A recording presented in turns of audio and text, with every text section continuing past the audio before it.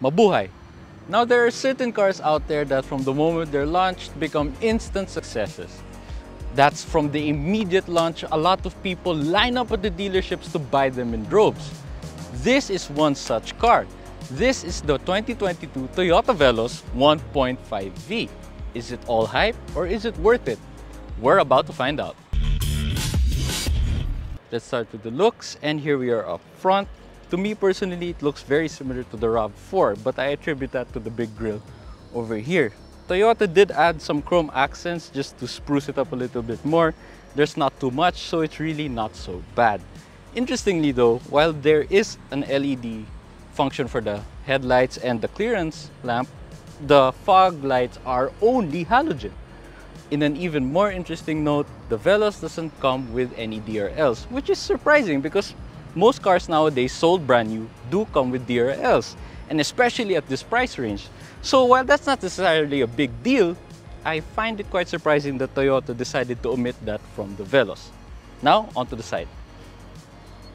Now, normally I don't have much to say about the side profile of most cars, but what I like about what Toyota did with the Veloz is they added this character line. It's sort of deep dish. There's a line here. It looks a little dented, but actually it's not. It's part of the design. It actually looks really good because it adds more character to the overall design of the car. You also get these nice 17-inch alloy wheels. Moving on. Over here at the rear, there's not much to write home about except from the taillights. They are LED, but apart from them being LED is the design. It's one continuous strip. So at night, you can see that the whole thing is lit up. Classy. Good job, Toyota. Now let's go inside. So now we're inside the Veloz, and at first glance I can say Toyota really made an effort to make it feel and look more premium compared to the Avanza, which is what they were going for in the first place. Now in front of me is a fully digital 7-inch screen that houses your various vehicle information, fuel economy, speed, and so on and so forth. The steering wheel is actually wrapped in this nice leather material. It has controls for the screen here and controls for the infotainment over here. The infotainment system is a 9-inch unit that has Apple CarPlay and Android Auto. Below that, you have a single zone automatic climate control system, your push start, your gear lever, your electronic parking brake, but the best feature, wireless charging. You don't normally see that in cars of this class, and some cars even at this price point don't have that. So it's really nice that Toyota put that in the Veloz. However, while that is a good thing, there are some negatives that I'd like to point out. Yes, the Veloz is supposed to be more premium and luxurious, but I am not really happy with the material that they used for some of the panels. Like for example, while there is soft touch for this panel over here, this hard plastic could have been better. It's not bad really. I mean, I'm probably nitpicking, but I just wish that they made it a little better. The material could be better. I've seen it in other cars. Toyota could have done that here, but that's really the only thing I have against the Veloz from this part. This being a family car, you'd expect Toyota to put a lot of creature comforts for the second row and the third row, and they delivered. In front of me, you have sleeves for you to be able to put stuff. You have a cup holder here, 2 USB ports down here, but what I like to point out is that you have a lot of cup holders in the second row, and I mean a lot. You have one here, you have another one over here, so each door has basically 2 cup holders each. And above me you have your air conditioning vents and of course the controls for the air conditioning. This isn't really a center armrest, but it's actually for the middle seat, but you can put it down and use it as a center armrest, so it's not so bad. In terms of space, I'm quite happy with the space. That's my driving position, not bad at all. Even the headroom, pretty good too. So overall here at the second row, good. As you can see here in the third row, it's a little bit cramped. Now in other 7-seater vehicles, you can slide the seat forward and backwards, but in the Veloz, unfortunately, you can't do that. You can only recline it a little bit more forward, but that's to the detriment of the person sitting in front of you.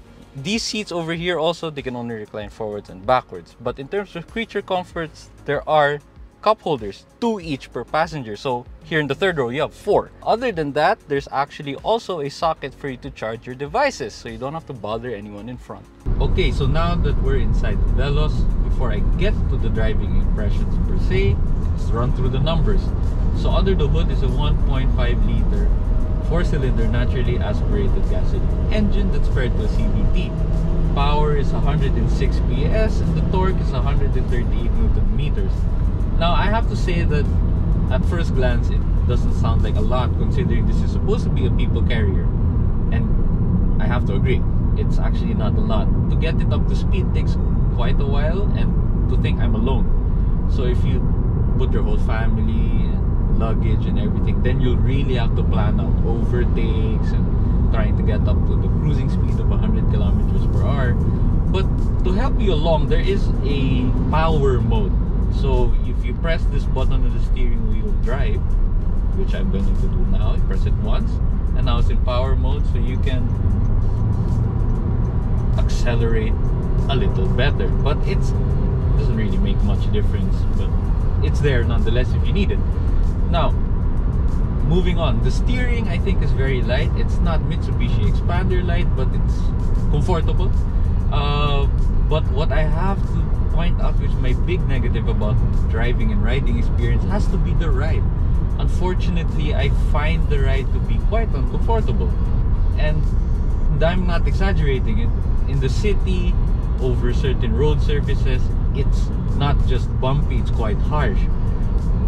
So I'm not really sure why that is. I was hoping rather that it would be a little better, considering that this necessarily isn't based on a pickup and it's supposed to be a more refined version of the Avanza.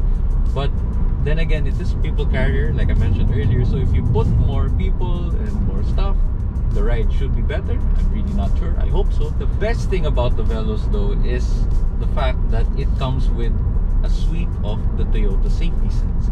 Now that was normally just found in the upper models of Toyota, like the Camry, the RAV4. For the Veloz, they decided to put it also. So you don't get everything. You don't have the adaptive cruise control, unfortunately. It doesn't even get normal cruise control. But what you do get is the pre-collision system. You have an automatic high beam. You also have the lane departure alert, and it's not just an alert. I was able to test this a while ago. If you stray between the lines, there's actually a little bit of a tug from the steering wheel just to keep you there. It's not as comprehensive, I guess, as the other systems where it will literally steer for you, but it helps nonetheless. You also get blind spot monitoring, so if there are cars that are trying to overtake you before you merge lanes, there's a light in the side mirror with an accompanying beep. And lastly, rear cross traffic alert. So when you're backing out of a spot, when you're parking, it will beep if there's a person or a vehicle that's crossing behind you. So that's basically it for the driving impressions. Now, okay, I was a little bit harsh about the ride, and I understand that. Then again, it is supposed to be a budget-friendly SUV. According to Toyota, this is an SUV. If you go to their website, actually, it's classified as an SUV. But anyway, I was harsh about the ride is because I was expecting just a little bit more refinement. I mean, there are other cars in this class and for this price range that offer better ride quality.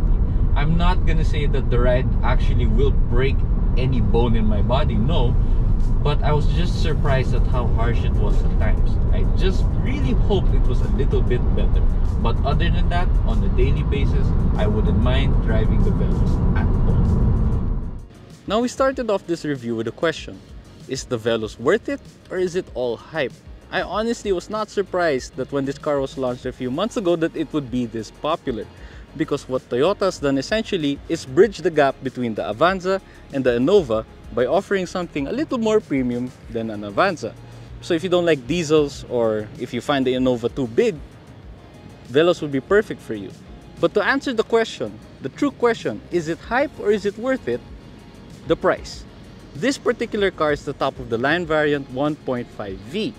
This is also the pearl white color, so that comes with an additional premium. This car costs 1,240,000 Philippine pesos. If you don't like pearl white, you can get the non-pearl white for 1,225,000 pesos. So that's not so bad. If you think about all the things that the Veloz offers, it's really actually worth it. Should you get one? That's entirely up to you. If you like this video, please don't forget to subscribe to our YouTube channel below, and also don't forget to follow us on Facebook, Instagram, and Twitter. This has been Pablo Salapantan of Vigo Auto. Paalam! Hello everyone, Pablo here of Vigo Auto. Now if you want to know more about the car you just watched, please scan the QR code over here. And also please don't forget to follow us on Facebook, Instagram, and Twitter as well. Once again, thank you for watching. Paalam!